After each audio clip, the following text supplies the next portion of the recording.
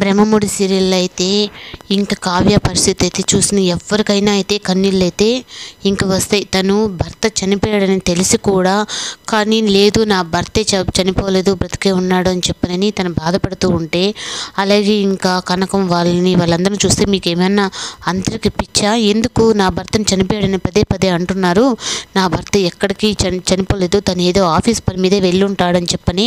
ఇంకా అలా తను మాట్లాడుతూ ఉంటే, ఇంకా తను అలా మాట్లాడే కొద్దీ అపర్ణకైతే కళ్ళల్లో ఇంక నీళ్ళలాగు నన్ను తీసుకొని వెళ్ళైనా నాకు బిడ్డని బతికించవచ్చు కదా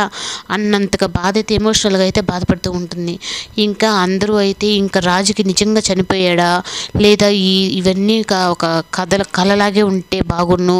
అని చెప్పి అనుకుంటూ ఉంటే, కానీ రాహుల్ రుద్రాని అయితే మాత్రం మనకు ఈ ఇంటికి వారసుడు ఉండకూడదని చెప్పి మనం ఏదైతే కోరుకున్నామో ఆ దేవుడు మనకు అదే ఫేవర్గా చేశాడు. ఏంటోరా రాహుల్ ఈసారి దేవుడు మన మాట వింటున్నాడు అంటే మంచి వాళ్ళ మాట కంటే కూడా చెడ్డ వాళ్ళ మాటే వింటాడేమో ఆ దేవుడు అని చెప్పని వాళ్ళిద్దరైతే సంతోషపడుతూ ఉంటారు. ఇంకా అప్పు అలాగే స్వప్న అందరూ అయితే ఇంకా కావ్యని ఎలా ఓదార్చాలనుకుంటూ ఉంటే, ఇంకా కావ్య అయితే మాత్రం మామూలుగా ఉన్నట్టే లేచి ఆఫీస్కి వెళ్ళాలి అత్తయ్య, నేను తొందరగా వంట చేస్తున్నాను మీరు అందరూ తినేసి అని అంటుంది. ఇంకా మళ్ళీ ఇంకా అందరూ వాళ్ళకు గుర్తు చేసేటప్పటికి ఇంకా దేవుడి దగ్గరికి అయితే వెళ్ళి, ఏంటి స్వామి నాకు ఈ బాధ, రాజు నిజంగా ఉన్నాడా లేక వీళ్ళు చెప్పేది నిజమని నమ్మాలి, ఏది నమ్మాలో తెలియని పరిస్థితిలో ఉన్నానని చెప్పని బాధపడుతుంది.